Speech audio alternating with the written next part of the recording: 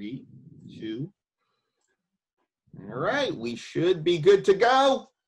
Ladies and gentlemen, boys and girls, children of all ages, we have just been told that Hail to the Deadites will be on Fest Home till midnight. So there you go. Thank you, Alex, very much to kick off with that breaking news here on it.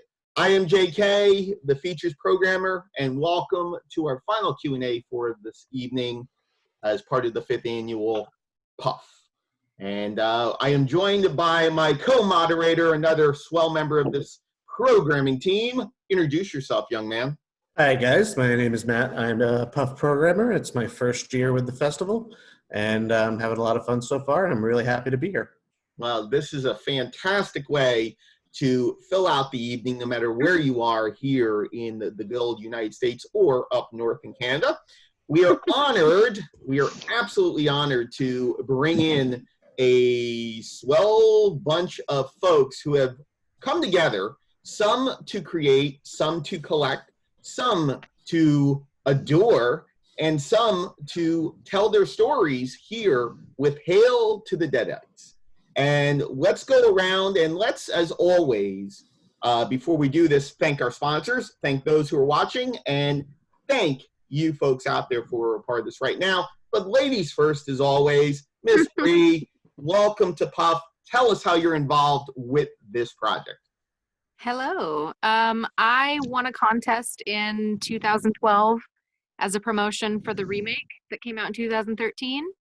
And Bruce Campbell came to my house and we hung out for several hours, and he showed me the newest trailer for the remake, which no one had seen yet, which was part of the prize, which was kind of cool. And then I met a bunch of really cool people online because of it. And Steve contacted me, and I got him in touch with some other fellow fans that some of them were very close to him up in Canada, the others, you know, in the UK and Italy and elsewhere. And we all just kind of became friends because of it. That is fantastic. Who's this Bruce guy? I don't know what, you know, Bruce guy, you know, I don't know. Bruce Wayne, that's right. You know, that's DC though, not Marvel. So don't upset Brian. Okay, we want to get this going. All right. Now speaking of superhero. Yeah, exactly right. Now speaking of the UK, Mr. Michael, I appreciate your dedication and your sleep deprivation tonight here, as it's only what time is it now? Only 11:40 here in the States. I'm just saying, you know. How are you, and how was your role with the doc? Sorry? What was your role with the doc? Oh, I got contacted by Steve back in 2013, but I believe it was Bree that put Steve onto me. And yeah, eventually got interviewed when I went to Chicago with John. The Bruce Campbell Fest. Yeah, and went from there basically. So yeah, that's about it. Dude, that's amazing. And it's incredible. It's one of the many stories that is Hail to the Deadites, the fan homage to the Evil Dead franchise, how amazing and important the family is to this and how incredibly insane they are. And speaking of insane, Mr. AC, how are you, my friend? How are you? Good. How you doing? Good. Talk about your role with the documentary. Well, Steve and I connected through Facebook a few years back when he was making this, and my son was named after the character Ash from Evil Dead. So unfortunately, he wasn't around. And through talking with Steve, we just, you know, he really said, "Hey, man, it's really important to share this story. You've got such a great story." So went out there, and he allowed me to do that and put it in there, and I get to do a movie with my son, which wouldn't happen any other way, which is really cool. That is amazing. God bless. God bless. Brian, all right, talk to us about how you were involved, because you may be the most unique out of the group with your involvement when it comes to this documentary. Well, I directed and wrote a fan film back in 2013 initially called Marvel Zombies vs. Army of Darkness, obviously based on my absolute love and obsession with Evil Dead. And Steve got a hold of me back in around late 2013, early 2014. He saw the fan film, and he asked if he could screen it at a film festival. And I said, of course. I mean, that's what it exists for. And he got in touch with me a bit later to let me know that he was doing the documentary, and asked if he could include, clips and parts of the film. And again, of course, I mean, that's what it's meant for. It's meant to be seen. And, I was overjoyed, and here we are today. And it's amazing because when you see the documentary, if you just watched it with Puff, or you've seen it at another festival, or you have not seen it yet, and you're watching this on Facebook Live as a part of the Puff Facebook group and also YouTube, you will go ahead and see that there is nothing from the official movies. It's all fan music, it's all fan films, it's all fan interviews and interactions. And I say fans because even the cast of Evil Dead and Evil Dead 2 and Army of Darkness, the critics are all fans. So it's fans through and through. Mr. Martin, the man with the plan, and you've got the very cool display behind you. How are you tonight? I'm good, man. It's Friday. We're having fun, and we're discussing Hell to the Deadites with you. Oh, so talk about your role with the doc, my friend. I was a pawn. I was the slave for Steve. He took me in. I decided to go. Got hooked big time, and I had to do everything. Breadcrumb networks. Yes. Hi, man. How are you? We have fans in the chat. If you have questions, please put them in the chat, and we will go ahead and we will ask everyone assembled here talking Hail to the Deadites. And we leave last but certainly not the least. Steve, how are you? And talk about your little involvement in this documentary. I'm really good. I just opened a little bottle of Bailey's that was given to me by Al Delrich a couple of years ago, and I kind of keep it for a special occasion. I was like, well, this is the time, I'm really good. It's really fun to do all those virtual Q&A, because we've been doing a bunch to different festivals, and sometime I think we did 2 or 3 with you, I guess. Yes, horror sounds and horrible imaginings and horrible things. There's so much horror. Exactly, and the little thing on Wednesday night too. But it's amazing. The reaction that we were having so far. It's really great, and I'm super happy to be here to talk about the film with you guys. And it's also fun to have like different person, usually it's like Martin and me who's going to be doing those Q&A, because they just want 1 or 2 person from the doc and stuff. But having all those folks here like Bree, AC, Brian, that I never met before, like we talk online but we never actually kind of saw each other. It's cool. And Michael, that at the end of the day, I saw Michael 1 time in my life. It was during the weekend in Bruce Campbell. And even Bree, we kind of like the Zoom, the Skype call that we did back in the days, like your connection was terrible, and we had no, it's true, but we had to redo the interview over the phone after, because the connection wasn't working well. So same thing, like I never met Bree, which is sad, but we'll see. Same thing for AC. We saw each other once at Days of the Dead, and maybe sometime we're gonna do a big reunion of Hell to the Deadites. Would be amazing. That would be amazing. You can go to the UK, Michael, if you want. Yeah. There you go. There you go. so we can steal some stuff from your collection. Yeah. Well, as we go forward with this, we're going to really dig. We're going to dig as deep as we can. And what kicks it off for me, and this is something that I have not seen in any of the interviews I've done or ones before that I've seen, but what is everyone's favorite chapter of the Evil Dead franchise? Because that's one of the things, Bree's already got those fingers up. That's one of the things that really is kind of brought up, that if you're not paying attention, because the doc is so overwhelming with so many people being involved and the emotional weight that it holds. But, you've got 3 films in 3 different decades. You've got the 70s, the 80s, and 90s, and all 3. Well, no, we're not talking about the remakes, Martin, or we're not talking about the TV show. We're talking TV show, which is not included in there, but that's the story of another thing. But, You're forgetting about Within the Woods. Oh, boy. You know, who's a fan of the Evil Dead here? Martin's a fan of the Evil Dead. My God. Jesus Christ. But the point being is that your favorite chapter of it, because that's something that's brought up and talked about, but it's not really focused on. So, Bree, first, why 2? Because it's outrageous and so gory and it's funny, and the scene where he's losing his shit and the deer's laughing is my favorite. That's my Bruce Campbell portrait tattoo. I have him laughing crazily. But I also love the first one, and Cheryl's my favorite Deadite, and all of that's really cool. Like 1 and 2 are very neck and neck, but I have to give it to 2. Nice. All right, so 2. All right, let's go with Michael. Michael, what's yours? Okay, I'll give you a clue. God.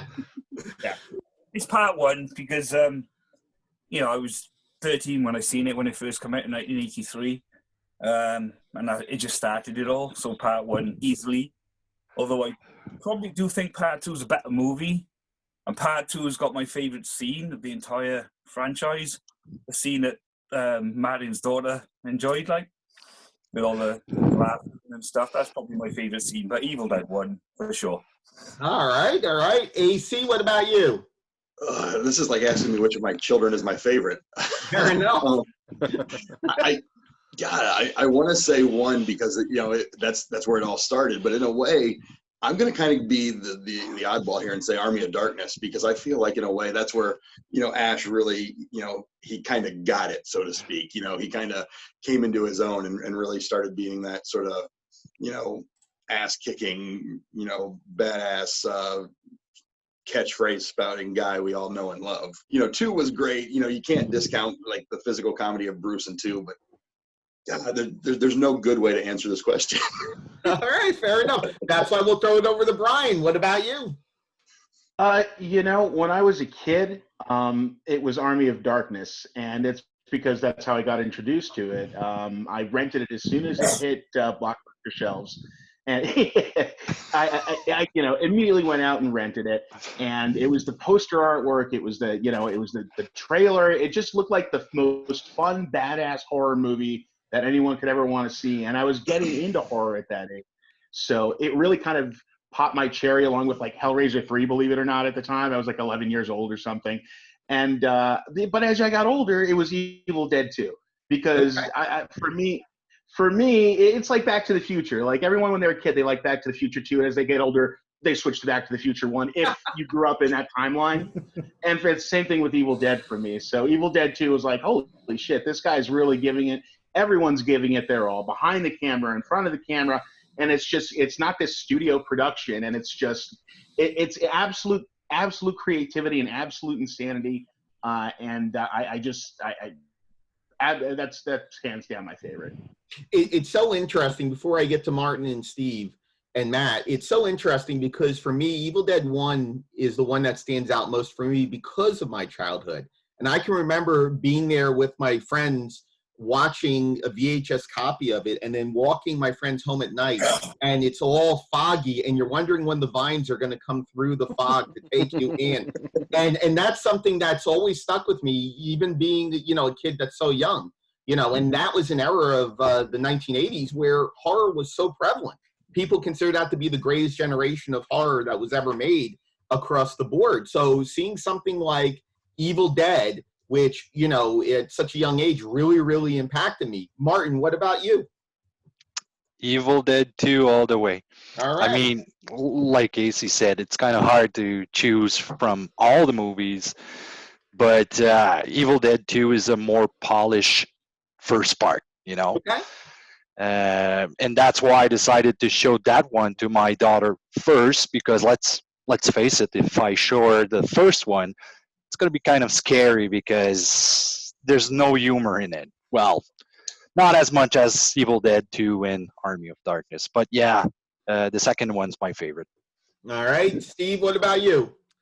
I don't know. I just can't answer that. It's like, which one is your favorite Die Hard movie, you know? Everybody's going to say the first one, but actually the three Die Hard movies. Number 4. No, there's three Die Hard movies. There's no four, there's no five. There's three Die Hard movies. But yeah, actually, you know, I saw Army of Darkness first. So I'm a huge fan of Army of Darkness. And then I saw Evil Dead 2. And after I saw Evil Dead. So it's kind of weird for me. I think I like them all equal. But if you're asking me, like, okay, let's watch Evil Dead movie tonight, I might say let's go for Army of Darkness just because it's more relaxing and stuff than the two other ones. Relaxing with the Evil Dead franchise. That is something I never thought I would hear in my lifetime together. But you're right, though, Stephen, what you're saying. And it really is. And it also goes, I believe, to what Brian said as well, when it comes to the age that you watch it and how you develop with it. Because I can say for me at a young age, Evil Dead. But later on in my life, I actually watched Evil Dead 1 and 2 back-to-back. I never felt more nauseous in my life. Maybe that was just me being older when it comes to it. Matt, what about you? You know, I would say the first one simply because, you know, like Jay, you were talking about like having some kind of like sentimental connection to, you know, like something that you first saw. And I remember the first time I saw Evil Dead 1 and I was just so like overjoyed by how great it was. And that feeling sticks. And so I think, I mean, I would say 1. I think I would say 1. All right. And we're going to get to the Evil Dead, the musical in a little bit, but Jay just wanted to throw in there, you know, the fact that she was a part of that in Virginia for 3 years and that the deer head and all the effects that came out of it with all the blood is one of the things that people love in the musical. And that seems to be one of the big things when it comes to art and memorabilia that we see also in the documentary. And it seems to be a constant favorite when it comes to it. Matt, kick us off here, my friend. Sure. So one of the things that I noticed in this doc was just the fantastic soundtrack that accompanied it. And I noticed that there was credit to an Ian Bloomfield for original music. And I wanted to know if he wrote everything throughout the doc, because there was some really cool like rock music in the beginning and you know, throughout some of the transition scenes, but then there were some, you know, a lot softer music that came around, and I just wanted to know if he did everything, and if so, where did you find him, because it was fantastic. Actually, Ian is a composer who's doing a bunch of audio track and music, and you can just like go to him and kind of buy his library to use it to for your project. So this is how we work with him. But the rest of the vocal song, I can say, it's all original song from different band. You know, it's same thing like Brian give us the right to use snippet of his film. Well, those band give us the rights to use like their Evil Dead song that they have created as a tribute. So yeah, like all those amazing songs are from those band, you know, who did those songs, and it's something that a lot of people are talking to us about. You know, where can we find the song? For example, like we put out the trailer of the film, I think like 2 or 3 weeks ago, like the official trailer, and one of the question like that we're always getting is, what's that song, you know, what's that evil song, that song, who did it, you know? So it's always fun to point out to the good group and stuff, because you know it's a documentary that we did with the fans, for the fans, so it's fun to have some footage from fan film like Brian film, and also some songs from band, you know. Cool. Thank you. When you look at this, and does anyone else want to jump in on Matt's question pertaining to anything with the music or the soundtrack? Anyone at all? All right, fair enough. Oh, exactly. Well, for me, one of the things that I love, and it kind of connects to Matt's question, what we talked about before we went on, was the humanity of this doc. And everyone here has a role, has a connection as part of their lives. We'll go down the line. Michael, you know, traveling to the States, traveling to be a part of the Evil Dead celebration. Bree, being the greatest fan, being the ultimate Evil Dead fan. AC, with the personal connection to your family. Brian, through your art that's a part of this documentary. Martin, I don't know what to say about Martin. Steve. The slave, I'm the slave. Both you, Martin, and Steve, really just dedicating yourselves for 7 years to be able to create this. And I know in any project you do, it never is what you figure it's going to be with schedule. It always takes longer because there's always stories, there's always growth, there's always developments in technology and so on and so forth. But it's such a human story and a human project. So I want to go around, and I'll start ladies first again with Bree. Bree, when you see your story up there on the screen with this documentary, what are your thoughts about it as part of that collage that is Hail to the Deadites? When I watched the movie for the first time, my family was with me, and they were all like screaming, and like they were like, oh, you're like it like starts with you're like the one that brings all these other people together. And like, I didn't think that at all when I was watching it. I was like, I guess so. Like, I was just really excited to see all of my friends be in the movie later. So I don't know. I thought it was kind of interesting. I didn't even think of it like that at all. And you brought that up during the last Q&A. You were like, oh, you're kind of the catalyst. I was like, yep. I guess. I don't really see it that way. I mean, I probably would have found these guys eventually. I think maybe it just expedited the process of like finding these Evil Dead family. And so interesting. Steve, before you jump on, it's so interesting because 2013, 2012, it's not as prevalent with technology and connection as it is now. So even more to that fact and emphasizing that point of how important you were as a catalyst for it. And Steve, you know, and I'm sure you're going to talk this, but the aspect of finding without that technology is pretty amazing, Steve. Like you know, I told you before, like when I started the project, the first thing I did, I went on Google and I typed like, who's the biggest Evil Dead fans? And the clip of IGN came out, I don't know, maybe like a month before, 2 months, I don't remember. And it was like right in my face, you know. Do this like 10 years before, when the internet didn't really exist, would have been, I think, impossible. Wow. You know, because, you know, at the end of the day, like, well, maybe no, it would have been impossible. It wouldn't have been that easy. And you know, even the cast, you know, this is something that we're really cool when we met them, like, and we realized that they weren't aware that Evil Dead was a big thing, you know, until they went to the 20th reunion in LA, because Hank Kirby called them, you know, like none of them, well, except like Bruce and Sam and stuff, but you know, the three ladies and all, they had no clue. So you know, imagine if they didn't know, for us to do something like that, it would be impossible.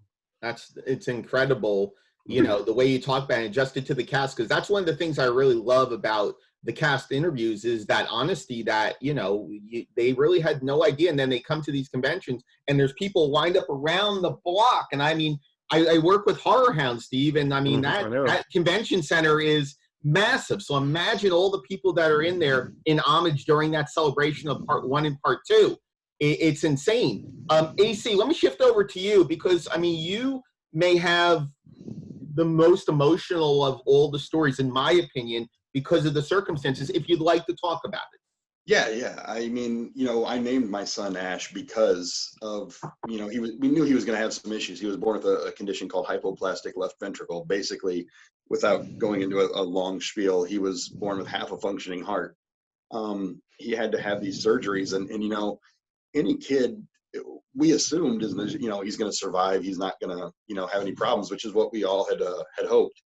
We wanted to name him Ash specifically because of, you know, the strength that Bruce brought to the character. You know, everybody's like, how do you get that from a horror movie? But if you really look at it, and you really look at what Bruce was doing there, you know, Ash was this you know, kid that was out in the woods to get laid with his friends. You know, that's all it was. Out there to have a party, and encounters the Deadites, and he fought it. He fought it with everything he had. And, you know, even when he didn't understand it, that's why I like Army of Darkness. You know, he really didn't understand it there, what was going on, but he still fought it with all he had. And that's why we named Ash, you know, after the character. and just, I'll never forget, just being able to tell Bruce about it. And, the dad in me, proud of my son, telling, the inspiration for the name of his character, or the name of my son, and telling him this, and at the same time being such a fan that when he reached out and touched my hand, I'm like, that's the evil possessed hand he just touched me with. That's awesome. And so I just, Ash is, he's been gone 9 years. It'll be 9 years, about a month from now. And miss him every day, love him. And every time I watch a movie, I get to have this now. I get not just Tale of the Deadites, the whole series, and all the fans and all of us that have come together. It's a new family. And sorry. That's okay. All right, man. We love Much you, love man. for you, man. Much love for you for sharing that. It's much appreciated. Martin and Steve, and I'll throw over to Martin this time. Martin, having the impact like that, where you have these emotional and human stories, what does that mean to you as a storyteller? It actually changed my entire life. I mean, I had like a different life over here. I'm working for the government. I have a family. I do normal stuff until Steve called me and asked me to help him with the project. I thought it was supposed to be only a weekend thing, just to help him. But aren't you in filmmaking? It's not a weekend thing, my friend. No. But I was not expecting 7 years. I did try to get rid of him. Impossible. Like glue and stuff. Anyway, I got sucked in. I mean, like I said before in the past interviews, I was a newbie with horror convention and stars all around. I was looking at everyone like it was the first time I saw them, even though I saw them on the screen for I don't know how many years. But being there in front of them, it's insane. It's totally different. So I got hooked right away. And every time Steve was asking me if I could help, I said, yeah, fuck yeah, I'm going to go right now. When do we leave? There was one time I couldn't go, and that was during the wedding time. I was so fucking pissed. But I couldn't go. I don't remember even why, but I'm pretty sure it was a stupid reason. Anyway, I have to go back to AC because when we went to Days of the Dead to interview AC, I was so emotional when he told us the story. Wow. And thank you for that, AC, because that was amazing. Sharing your story like this, I have a hard time too, because when I was doing the interview, I was actually crying while I was holding the microphone. So it's that kind of thing we have in the documentary that makes it so what's the word I'm looking for? So unique, and it comes from the heart. It's not a documentary to make money. It's a documentary that was done with love, with fans, And AC, again, love you, man. Thank you for sharing your story. Thank you. And Martin, if I remember, I think you're the one who cut the first version of AC interview, or am I? Oh God, yes. Okay, yes. You're the one.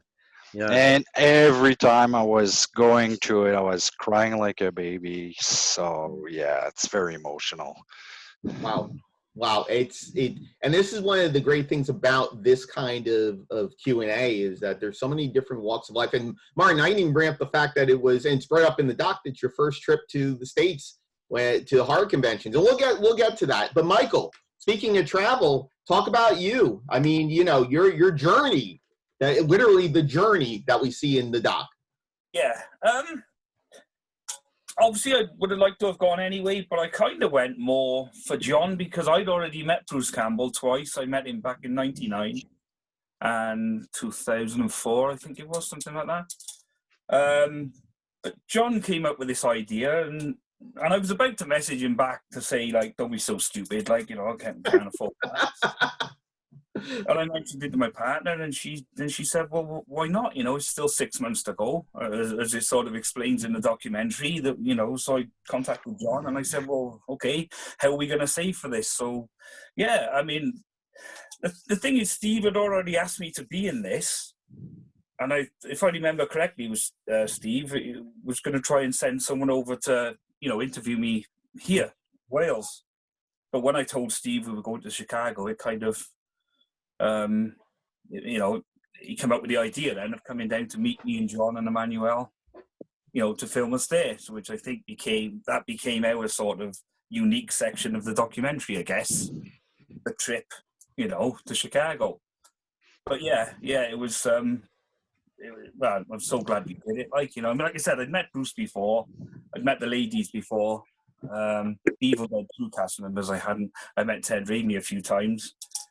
So, but John had not met any of them. So, you know, to me, it was just as special, if not more, to see John's face when Bruce Campbell first walked into the Q&A, you know, because I knew John had not seen him before, and yeah, it was fantastic. But yeah, He made such an impact, and Steve and Martin, you do such a great job of highlighting him. And I know, Steve, we had talked about this on the Wednesday interview, about the time that you had gotten, I believe, with Bruce Campbell, and to be able to fully flesh out from what looked like, I believe, a 5-minute interview that turned into much more. And it really made a difference when it came to it, because it not only gives that authenticity to it, Steve, but it also goes ahead and shows that he's just a normal guy like everyone else that had an extraordinary circumstance put on him.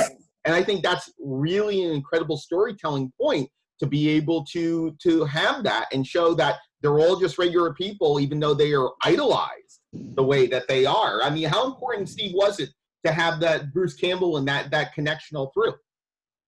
Well, I think, you know, I know a lot of people are asking us why Sam Raimi is not in the movie and everything, but I think that the movie would not exist without Bruce Campbell, to be honest. Well, it would be there, but it would not have the impact that it's having right now.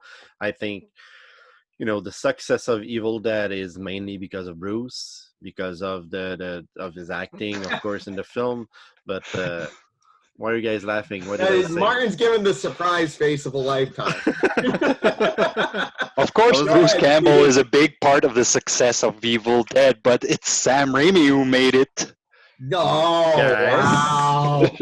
Yes, Wow. but you know, most of the fan will know Bruce Campbell, but might not know Sam Raimi also. Well, not the fan, but like the normal people. Isn't but Phil anyway, the guy who did Spider-Man, right? That's what he did, right? Yeah, exactly. And he did a I Western think also with Sharon Stone. There you go. Wow. But yeah, you know, having Bruce, it was such an adventure. You know, when we went to Chicago, we spoke about it on Wednesday, but like we didn't know if we had an interview with him or not. Like we're going there for Michael, John, and Emmanuel, who was coming from Italy, to film those guys. Like going there, and we were hoping to have an interview with Bruce. You know, and at the end of the weekend, it kind of worked. Like on the last day, and we did the interview, and after we're like, wow, okay, so we did the interview, and we went to a restaurant with the folks and drink beer and have some food and stuff. So, you know, it was an amazing adventure, and something that you know, Michael was talking about, like the fact that like the travel there. You know, when I'm watching the doc, you know, I like this part is one of my favorite in the documentary, because you can really feel the family, the Deadite family, I think, in your section, Michael.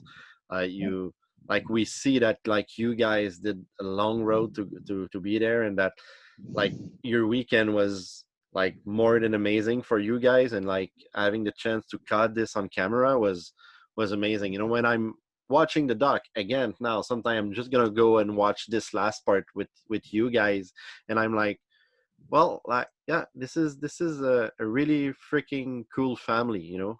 Even if we can see each other and we don't talk to each other every day and stuff, it's fun. It's really fun. I really appreciate you having us in it, you know, and because of my journey being so long, it's kind of like the cherry on the top of the cake. You know, it's being in this documentary is just phenomenal. No, we could have done a documentary just about you guys going to the United States to meet the entire cast. To be honest, you know. Yeah, and that's something real quick to Martin. Martin handling the editing. If I understand correct, you handled whoever handled the editing. Let's put it this way, because I'm sure it was a collaborative process. But you could have had more focus on one story or another. Instead of you find a balance and you find a voice for these different shades of what the family is. Everything from marriage to death to the aspect of being of the fandom. I mean, there's so many different shades of family within this, and there's a lot of docs that don't capture that, and this one really does when it comes to it. How important, whoever would like to answer, Martin or Steve, how important is the edit when it comes to this documentary? I'll let Steve answer that. Steve, go ahead. Well, I've been doing editing since, I don't know, 20 years.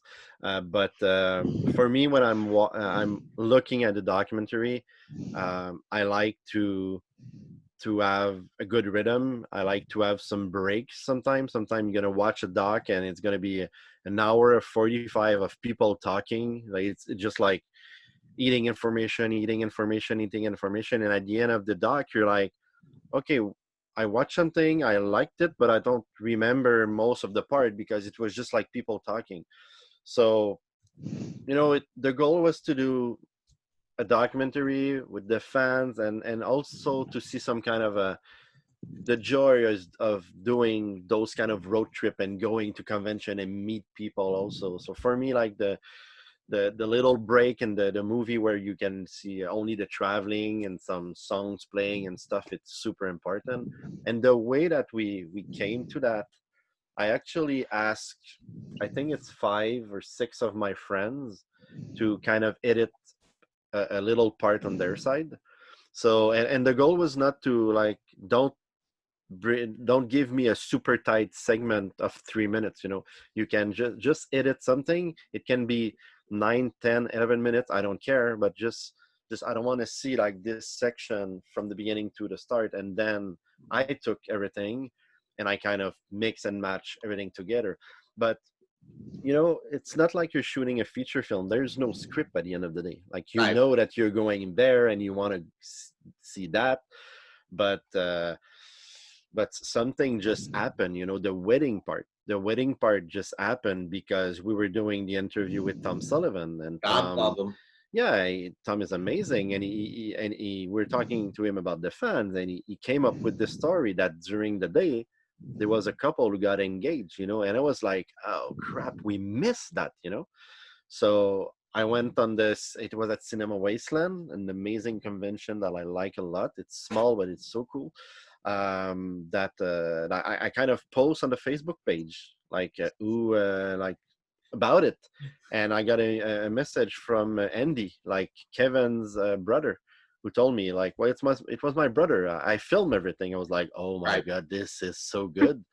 So, and they told me that they're gonna get married a year after, like on the same day a year after. So it was during Wasteland, but a year after. So that's why like we made the trip. We went back to Wasteland. We did the little message with Tom Sullivan, and then we went to the wedding. So like those kind of thing, it wasn't script. It's the same thing. Like we went to see Bruce Campbell's brother Don because he had the original shotgun and keys, which was amazing. But it's like, okay, where are we gonna put that in the movie? And it happened that during the Evil Dead the musical, Martin was there with Danny and I, and we had 2 cameras, so depending, and like one of us were handling the camera and moving around and doing some backstage footage. And I'm not the one who filmed like the little sequence where the guy who kind of make the build up the musical, is telling like his lead actress, like, I know she's asking him, she asking him like, who are they? And he's telling her, well, they're doing a documentary about Evil Dead, and they just went to see the original shotgun and key from Don Campbell, which is Bruce Campbell's brother. So I saw that when I was editing the film. I was like, oh, this is cool. This is the way we're going to introduce Don, you know? So it wasn't script, but you know, I think the editing is super important. Yes, it is super important. And long, short answer. Well, and it's a great answer to it because it really does connect it very well. And Jade, before I get to you, and then you, Brian, but Jade, in the comments, the editing was very organic. I didn't feel like anyone got disrespected or cut off in their excitement. And a lot of voiceovers while watching other segments or standing in line getting autographs. It was fantastic. So, you know, and that seems to be a consensus with a lot of people I've talked to about the doc, is that the editing is wonderful because it continues that energy through. There's never really a lull. Even in the original emotional, in many of the emotional spots, you still have that feel, and it runs hills and valleys and just moves forward. Martin, what did you want to say? You raised your hand, which I appreciate so much, my friend. What did you want to say? To go back to what Steve was saying, first off, Steve is like a god at editing. He's been doing this for so long, and at the same time, he knows what goes where. But one of the things I've learned with him during the making of this documentary is that we know what to do next time. Mm-hmm. Because Evil Dead was a great experience, and we taught a lot. We learned a lot of things, what to do, what not to do, and at the same time, we got so many connections now. It's like a total different game. I think you saw Clapboard Jungle. Yes. In which. McDonald's. Yeah, from Justin. Justin is a super friend. He's super cool. Yeah. You know, Justin, when he talks in Clapboard Jungle, he says how difficult it is to get your movie onto the market, you know, and we know why now. It was hard. There was a lot of things to do. There was a lot of people to reach. There was a lot of legal stuff to write, you know. And I'm glad I'm not the one who took care of everything that has to do with the legal side, especially because that's not my thing. But my point was, because of Hail to the Deadites, now we know how to do the next documentary. And that's like a gift to us. And thank you, Steve, for teaching me all this kind of stuff. Next one will probably even better. We don't know, because Hail to the Deadites is kind of hard to beat, but we'll try to do our best. but yeah, no, Martin is right. Like, I think people don't realize like what's beyond the film. You know, getting you need to get an insurance, you need to get your title clear, you need to get some copyrights, you need to get a lawyer who's going to watch your film, make sure that you have all your release and everything, and this is the only way you can get your insurance. So there's a bunch of different things. And then if you're bringing your movie to television, so it's an old ball game also, because like they're gonna request, sometimes they're gonna request for you to cut your film. They're gonna request that kind of format. They're gonna request, you know, Hail to the Deadites. At the end of the day, it's a documentary, and like we had to do a mixed stereo, but 5.1. You know, when you think about it, you're like, why? You know, it's not a super big Hollywood film where you can like watch it with your cinema theater at home and have different speaker and stuff. But at the end of the day, you know, those TV channel and distribution people are asking for this. So it's all little things that it's taking a lot of time. And you know, the last documentary I did was like 10 years ago. It was Under the Scares. It's been a while, you know, and it took us like 7 years doing that. So it's like starting back over with that one. And I think every day I'm telling Martin, the next one we need to fix that at the beginning, because like right now it's just a pain to go back. And you know, I realized, you know, when I was looking at the paperwork, I was like, hey, I don't have Don Campbell release. How come? We went to his place. He signed our poster. We chat with him. He made joke about Martin's pink suitcase and stuff. It was fun. But I was like, I don't have his release. I need his release. So I had to like send him a message, and he had to like sign it. And same thing for Brie. Like Brie sent me a release, I think like a month ago. Yeah. Something like that. So, and it's all something that when you're shooting, I guess a movie, but the documentary, you don't really think about it at first when it's, I don't want to say your first experience because I did one in the past, but and then you're there and you're like, oh, I'm missing all those things. It's gonna be like evening of work and paperwork and stuff to have this movie coming out. So and you know what, Brian, with animation you don't have to worry about any of that. So it's good to be able with the short to be able to do something like that with short films as well. So Brian, can you talk about your collaboration as a creator, as a filmmaker, as a part of this? Sure. Well, I've been a filmmaker for most of my adult life. I got into this stuff when I was in my teens. I followed kind of a similar path to Sam Raimi and Bruce Campbell, which is, you end up doing weddings and bar mitzvahs and, so on and so forth. And what, anything anybody will pay you to shoot, really, aside from a few things, obviously. And, and around 2013, 2012, I'd gotten back into it seriously, and there was something that filmmakers kind of know as the DSLR revolution, which is where there was a wave of new cameras that had these large format sensors and the ability to shoot at 24p. And so for filmmakers, it was this incredible thing. It was like, oh my God, I can actually shoot something that looks legitimately like a movie with this piece of equipment that costs, under $1,000 or under $500. And so, I was getting together with my friends, and, we were talking about doing a fan film for my YouTube channel. And they were like, what do you want to do? And I was just thinking about it, and I was like, man, there's a lot of these versus things on YouTube, and, Batman versus this character or Predator versus that.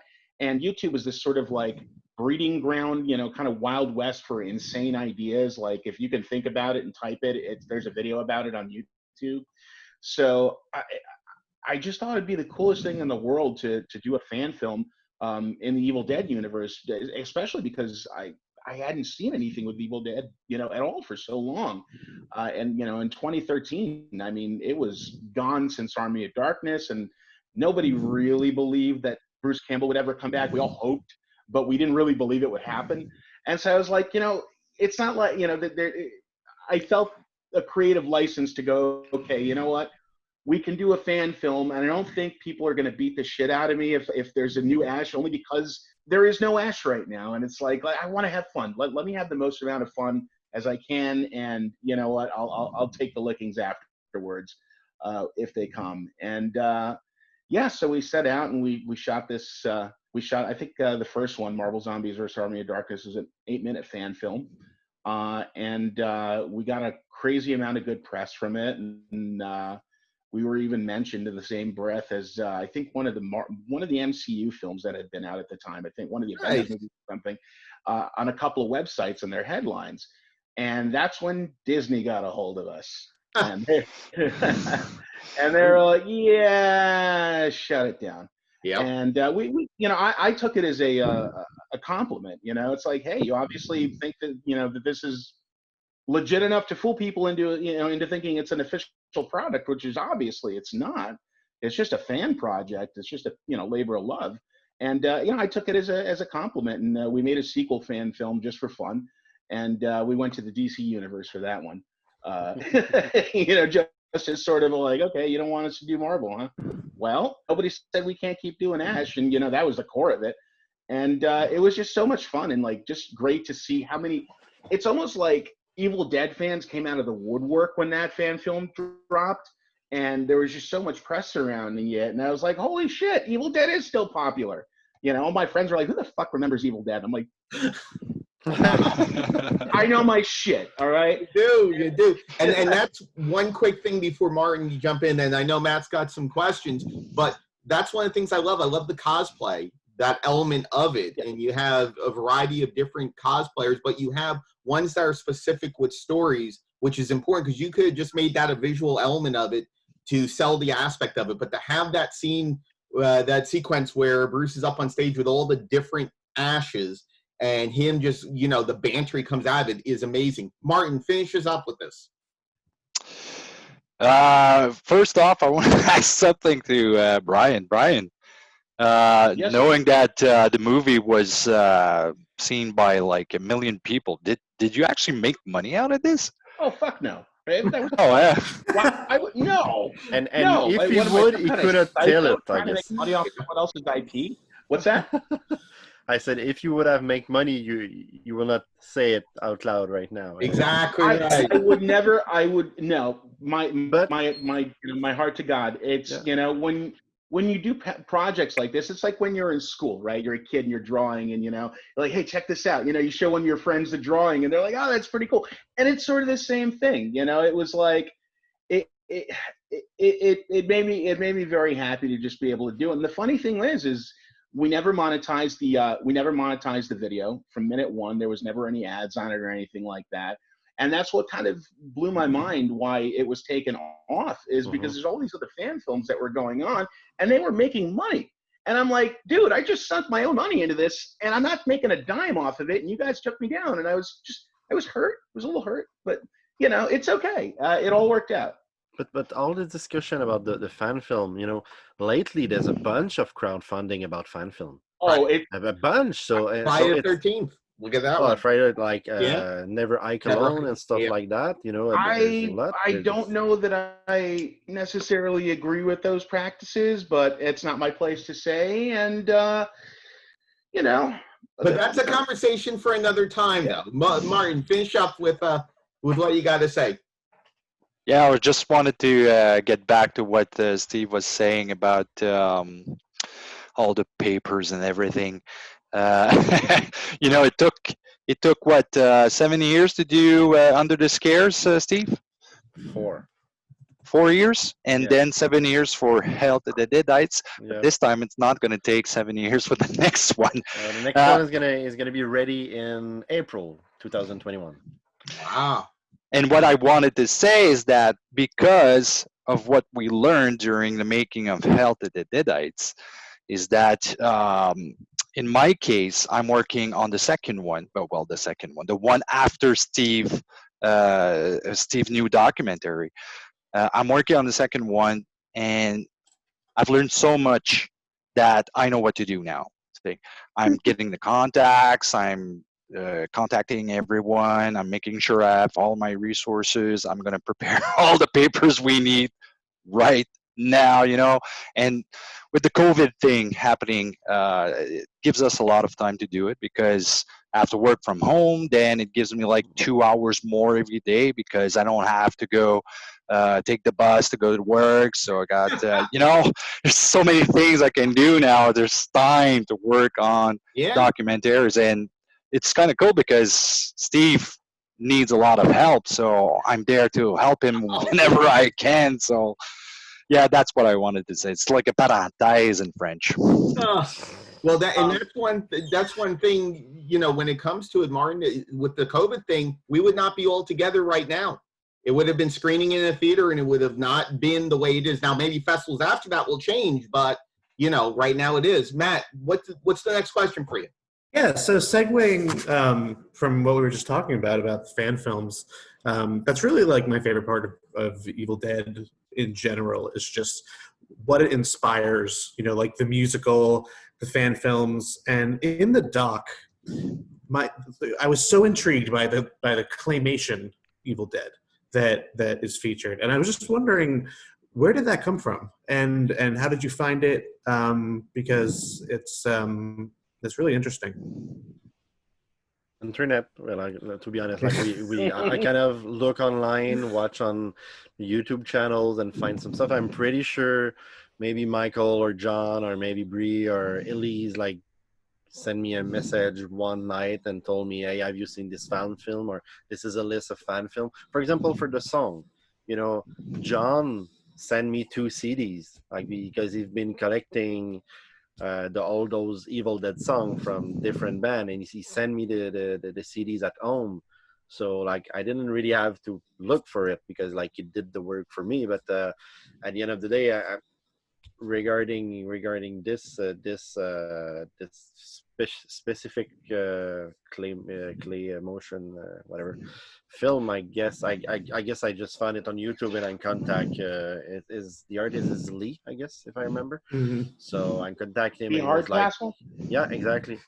That guy is incredible. Yep, and he was like, "Go ahead," And but there's a bunch of other film that we wanted to put in the movie, but like the creator were not okay for us to add it to the documentary. Like they feel that their film was better alone than in a film, which is fine, So it wasn't that easy to find some footage because, like at the end of the day, like you need footage to kind of help the speech that the people who's getting interviewed are saying, so you need to find like the good part and stuff, and it's like not all fan films gonna cover what you need, so you need to find through different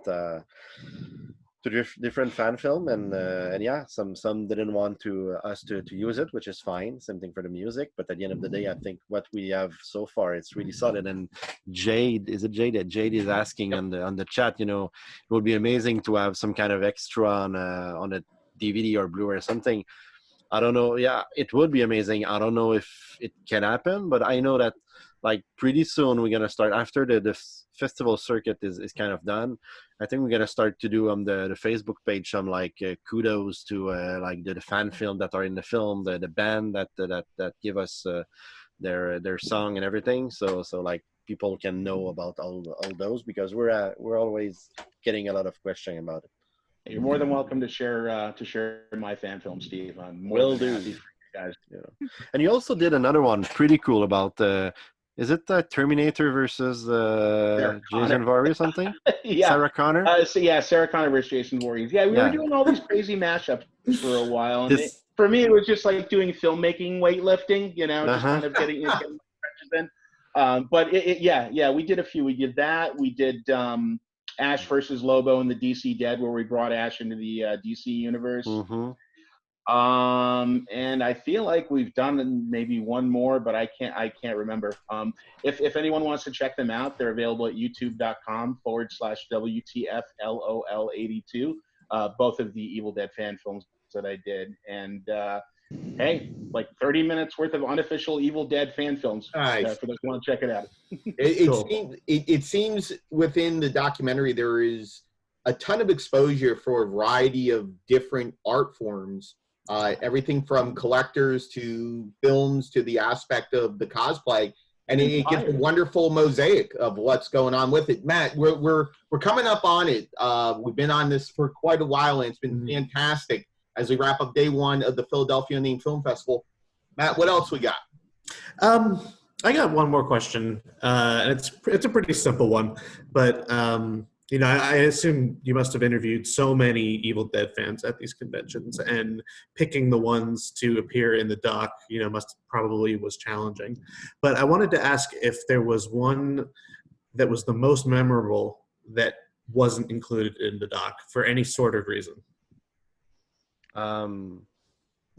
My answer is gonna be short. No. Like, meaning like everything that we put in the doc was thing that we thought that need to be in the doc, but we didn't do as much other interview, to be honest. We did a couple with fans, and no, we didn't cut out people actually from the movie because like the goal also is not to film like 70 different people and have too many footage and stuff. Right. It would have taken like 10 years to edit, like 3 more years and stuff. But and Martin will be going crazy. but yeah, no, we didn't cut out people from it.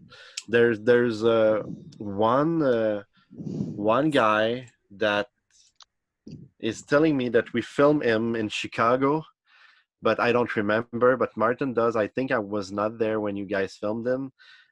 Christopher, what's his last name? Hamilton. Christopher Hamilton. He's an amazing guy, a super fan. But like I didn't know him before this Chicago shoot. I think Martin, you met him there. I met I'm him. not sure. Yep. You met him there, so you did a quick interview with him, which I really don't remember if I even watch it. But yeah, this is one of the fan that I was like, it would have been amazing to have him in the movie also. So, hello, Christopher, if you're listening. Christopher's really cool. I know.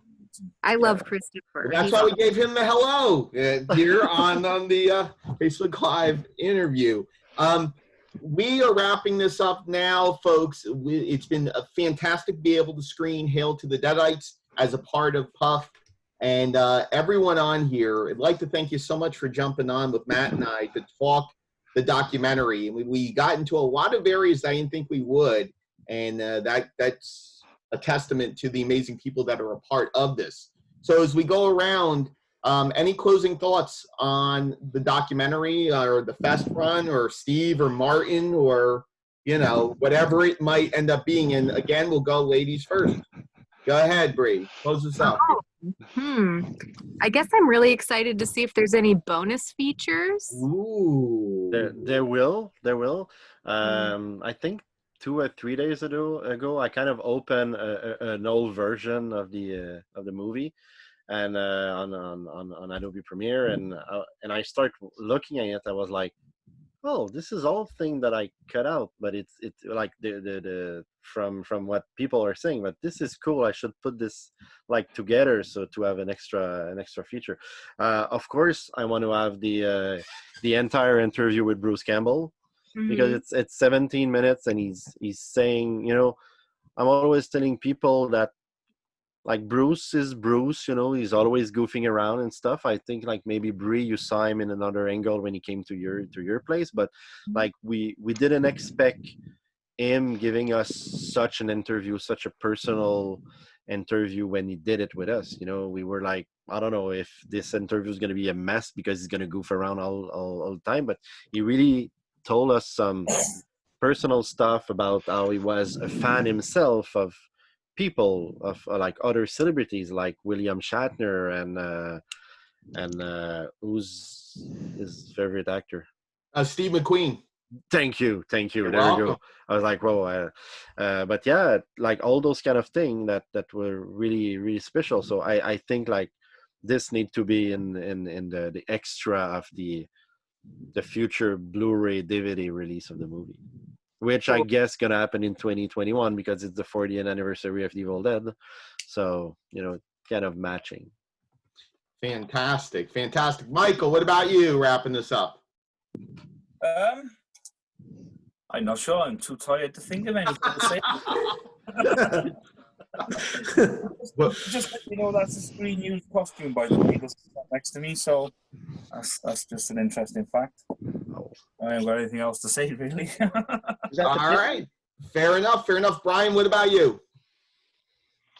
Thoughts this hour. Many thoughts. Yeah. No, I'm really glad that seeing through the eyes of this documentary and everyone here that you can just feel the love and the inspiration that comes from something like Evil Dead, where inspiration kind of begets more inspiration, and that's I grew up as a kid loving Sam Raimi movies, Darkman, Army of Darkness, Evil Dead, and I'm here because of Evil Dead, and I think everybody can say the same thing. And there's a camaraderie that's really special about that. AC, what about you? Just, so grateful to have been a part of this, and thanks to Steve, Martin, everybody. The cool thing about this is, and I've not met pretty much anybody. I met Steve and Martin. I've not met anybody else that's really been in this other than, occasional chatting on Facebook. But, out of this, I did lose my son, but I gained an entire new family. And I'll see these people at conventions when we're all able to get back to the world, and we're gonna have a good time, just at the family reunion, so to speak. So Love that. Absolutely love that. Martin, go ahead. Yeah, well, as you know, my daughter is a big part of my life, and she's also now a very big fan of horror. And like I said before, she first saw Evil Dead 2 today for the first time at 7 years old. Don't kill me, please. Don't judge me. So I just wanted to show people what I did with my daughter, just to show how much she appreciates the horror world. So if you can share it, You got it. Hold on. Let's see if I can get this right. Okay. There you go. So as you can see on the left, we have the cabin from Evil Dead, the movie. There you go, right there. Yeah. There you go. Yeah, you guys should all follow Martin on Instagram. He's putting some amazing picture that he's doing with her. Like every Halloween, I think you're putting a picture a week, huh? Yeah, a picture a week for the entire month of Halloween, and sometimes during the year. I mean, whenever I feel like it. Yeah. Nice. She's gonna be one hell of a scream queen in a couple of years. Yes, she is. God help you, Martin. God help you. And Steve, why don't you wrap it up for us? Well, I just want to say thank you to everybody. Like, to be honest, this kind of project would not have been possible without the fans. Obviously, it's not like you're shooting a feature and you have big money and you're like, you want to be in my movie, I'm gonna pay you to be there and stuff. At the end of the day, all people who's taking time to be in it, to be here tonight also. Thank you, Michael and John and Emmanuel. We're not here like to did this amazing trip to come to the convention and have the chance for us to film you. Thank you, Bree. Without you, it would be not the same movie, and I hope that we're gonna be able to meet one day. Brian, same thing, like you did something, but like you could have tell us that we can't use it, but you let us use it in the film, and we also use a little part in the trailer. I don't know if he like you saw the trailer at the end, so Noticed. Thank you for that. It was super cool. Thank you, AC. To be honest, it was. I'm pretty sure it was super hard for you to do that because it was hard for us because back in the day, I don't know, it's 5 years ago maybe. Like my son was 2 and Martin's daughter was 2 also, and I think it was important to have such a story, not about a documentary, but just about the reason why you name your son Ash, and I think it's an amazing story. I'm super happy that you shared it, because a lot of people are talking about it, but just I think also for you, to, like you said, to have the chance like to be in a movie with your son and to meet Bruce after with everything.